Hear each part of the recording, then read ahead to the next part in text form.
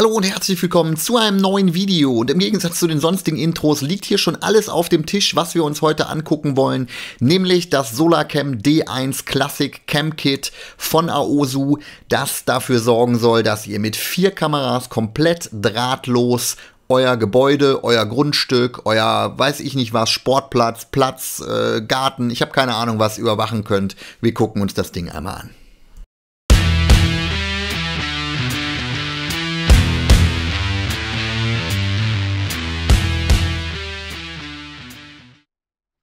Ja, wer sich wundert, warum es keinen Faktencheck gibt, ganz einfach, auf der Verpackung stand nichts drauf. Warum gibt es kein Unboxing? Auch ganz einfach, Kiste ist viel zu groß, kriege ich hier überhaupt nicht aufgenommen, deswegen machen wir es mit einem Teil, was quasi jetzt hier nochmal wir uns im Detail angucken. Also zunächst mal, es ist ein Kabel mit dabei, sprich, ihr habt ein USB-A, USB-C-Kabel. Dann haben wir hier eine Halterung, um die Kamera an die Wand zu montieren. Das ist hier diese Halterung. Ich zeige euch auch mal kurz, wie sie denn an die Kamera dran gehört. Hier sind quasi noch die Dübel und die Schrauben, sodass wir da noch das entsprechende Befestigungsmaterial haben. Und hier jetzt noch mal kurz zur Ansicht, wie das Ganze hier eingeklipst wird. So wird das Ganze an der Wand befestigt. Logischerweise andersrum, denn das Solarpanel muss nach oben, aber so konnte ich es euch eben besser zeigen. So klipst ihr das Ganze dann in die Wand oder beziehungsweise an die Wand, denn die Halterung wird natürlich vorher an der Wand befestigt. Gut, schauen wir mal weiter. Wir haben dann hier oben noch einen Aufkleber, womit ihr die Löcher vorbohren könnt. Das ist dann quasi korrespondierend zu der Halterung, damit ihr das Ganze auch sauber an die Wand bringen könnt. Wir haben dann hier einmal die Basisstation und das ist tatsächlich ja eins der Merkmale, welches nicht bei vielen Kameras ist. Ihr habt hier eine Basisstation, die eine Speicherkarte hat mit allen Vor- und Nachteilen, kommen wir später noch zu. Sprich, hier in dieser Basisstation wird alles Material gespeichert, wird nicht irgendwie noch auf den Server übertragen, außer ihr wollt das natürlich, das ist logisch, aber grundsätzlich bleibt es erstmal auf der Station. Hier haben wir einen Netzwerkkabelanschluss, wir haben einen USB-Anschluss Power und wir haben einen Sync-Button, damit ihr dann auch entsprechend Kameras mit der Basisstation verbinden könnt. Wie das Ganze aber funktioniert, zeige ich euch direkt nachher beim Setup.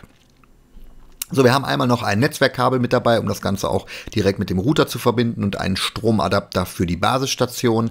Für die Kameras brauchen wir logischerweise keinen, denn die sind ja kabellos, wenn man so will. Anleitung ist auch mit dabei und die tatsächlich auch auf Deutsch, also da brauchen wir uns dann jetzt hier keine Gedanken zu machen. Da könnt ihr auch auf Deutsch nochmal nachlesen, wobei das ganz kurz gehalten ist, braucht man glaube ich auch nicht, denn eben mit der App ist es tatsächlich deutlich einfacher, das Ganze sich anzuschauen. Gut, dann haben wir hier das eigentliche Objekt der Begierde, nämlich die Kamera, die Solarcam D1 Classic, hier oben mit einem Solarpanel versehen, sodass ihr quasi den Strom, den ihr verbraucht, auch direkt wieder nachladen könnt. Wir haben ansonsten in der Gänze ein Paket, welches dann noch hier mit WLAN-Antennen ausgestattet ist. Ihr müsst natürlich dran denken, dass ihr sowohl das Solarpanel in der Sonne halten müsst, als auch logischerweise die WLAN-Antennen so in dem Bereich, dass ihr noch WLAN-Empfang habt, um das Ganze dann an die Wand zu bringen. Und da müsst ihr euch, glaube ich, schon gut überlegen, wo dieser Stellplatz ist oder dieser Platz, um das Ganze anzubringen. Gibt es in der App aber tatsächlich auch einen WLAN-Checker sozusagen, welches der beste Standort ist. Dann habt ihr hier noch die Möglichkeit, die Kamera initial, denn hoffentlich sollte das nur initial nötig sein, den Akku einmal aufzuladen, damit es danach über Solar geht. Ansonsten könnt ihr auch nachladen. Die beiden WLAN-Antennen sind an den Seiten angebracht und lassen sich individuell verschieben. Hier habt ihr natürlich eine Pinch-to-Zoom-Kamera, also ihr könnt quasi die Kamera in jede Richtung drehen, 360 Grad in der waagerechten und in der senkrechten um 90 Grad. Also ihr könnt im Zweifel ein relativ großes Gebiet auch mit nur einer Kamera abdecken. Was haben wir hier vorne auf der Kamera noch drauf? Ich hoffe, man erkennt so ein bisschen.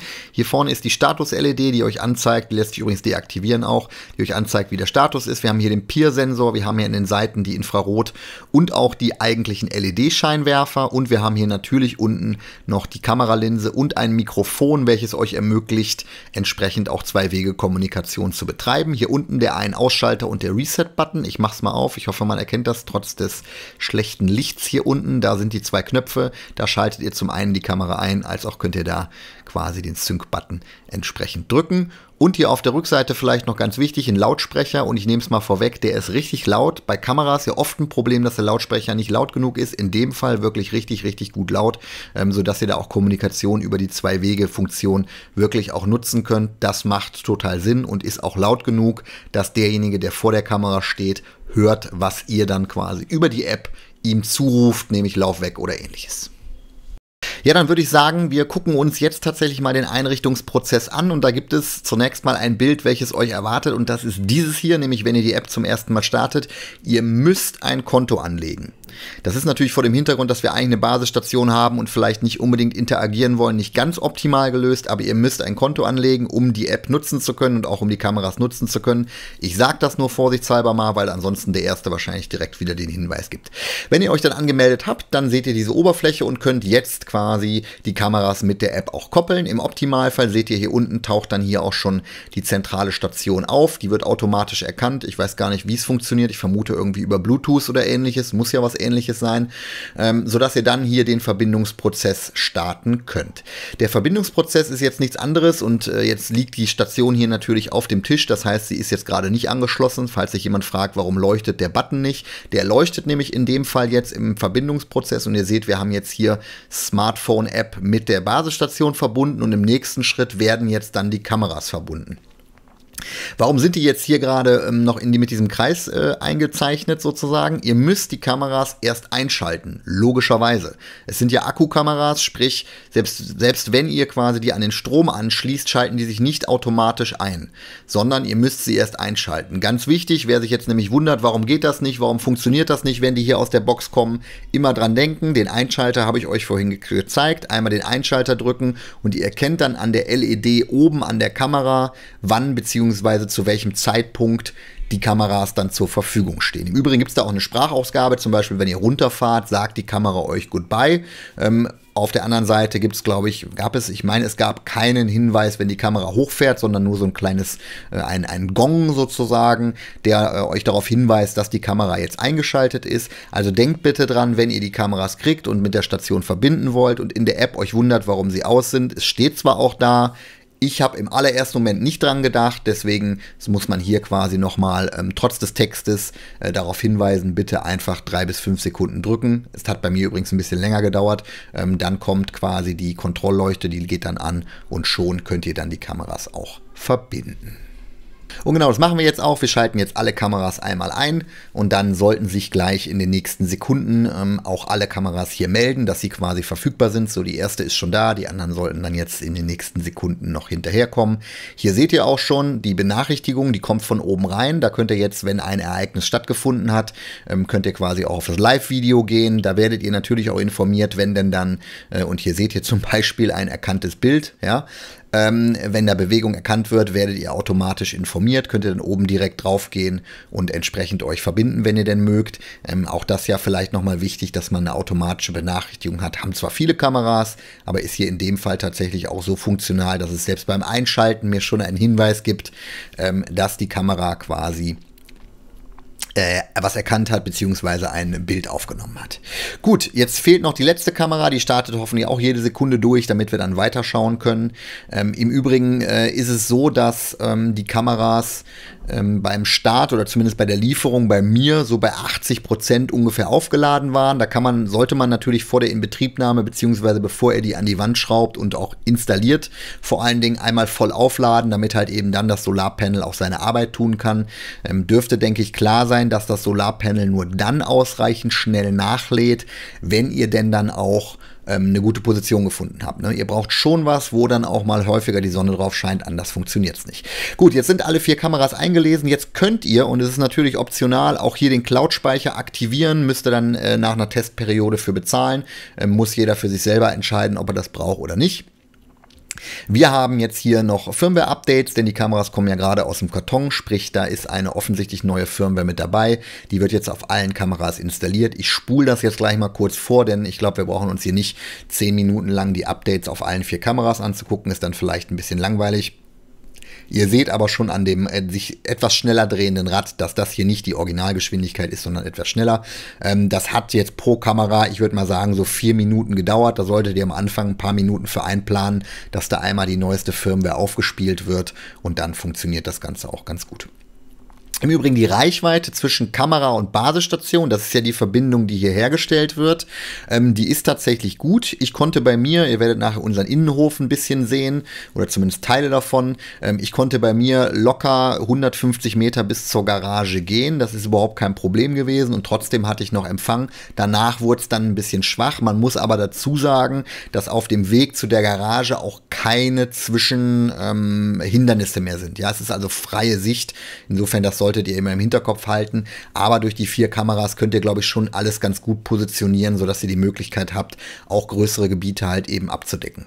Jetzt seht ihr hier die ersten Schritte. Die zeige ich euch aber gleich nochmal, wenn wir die App komplett aufmachen. Dann zeige ich euch alle Details zu allen verschiedenen Optionen. Und ihr seht hier, jetzt läuft noch so ein bisschen im Hintergrund das Firmware-Update zu Ende. Und danach können wir uns dann auch wirklich der App einmal widmen. Und ich zeige euch, was in der App alles noch für Funktionen vorhanden sind. Denn das ist wirklich aus meiner Sicht schon gut ausgebaut und da gibt es viele sehr, sehr nützliche Funktionen. Ja, genau, dann gehen wir einmal rein in die App und ihr seht hier zunächst mal in der Übersicht, wir haben hier jetzt alle 4 Kameras und 5 Geräte, weil die Basisstation auch als Gerät zählt, untereinander. Wenn ihr einmal nach links klickt, seht ihr hier mein Benutzerkonto und ihr könnt hier die Geräte teilen, ihr könnt hier eure Cloud-Aufzeichnung konfigurieren, ihr könnt den Support kontaktieren, ihr könnt eure Marketing-Einstellungen aktivieren und so weiter und so fort. Also hier geht es eher um das Thema Konto, ist nicht ganz so interessant, aber die eigentliche App, die gucken wir uns jetzt nochmal an und wenn ihr hier in diesen Mehransichtsmodus geht, habt ihr zum einen nochmal alle Live-Bilder direkt untereinander, wenn ihr denn mögt. Ihr könnt das Ganze natürlich auch so in einer Art Multimonitor-Sicht nehmen, wenn ihr das Handy umdreht, quasi in die Breitfunktion, in die Panorama-Funktion, dann geht es auch automatisch und ihr habt einen Bildschirm füllend einmal alle Kameras zu sehen und könnt die jetzt auch einzeln anwählen und da entsprechende Aktivitäten vornehmen.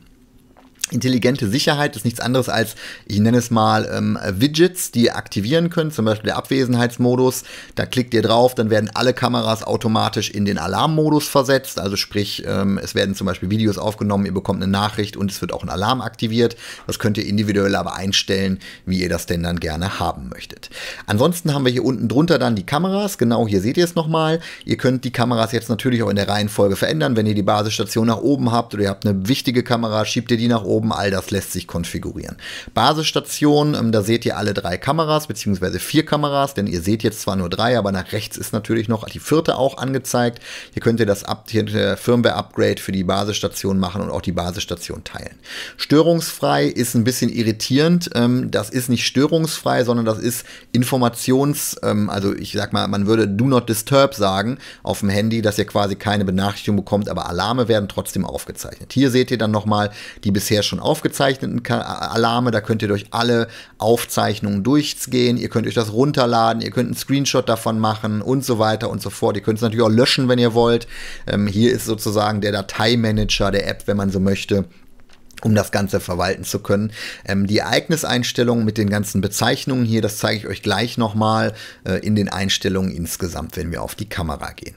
Auf der Kamera an sich seht ihr immer WLAN-Kapazität oder WLAN-Verfügbarkeit, Akkuzustand und ob es gerade geladen wird. In den Einstellungen haben wir jetzt hier noch diverse Möglichkeiten. Einmal Energiesparmodus, wo dann das Ganze etwas begrenzter ist, um dann mehr aus der Laufzeit rauszuholen, oder den intelligenten Erkennungsmodus, wo dann bis zu 60 Minuten auch aufgezeichnet werden können.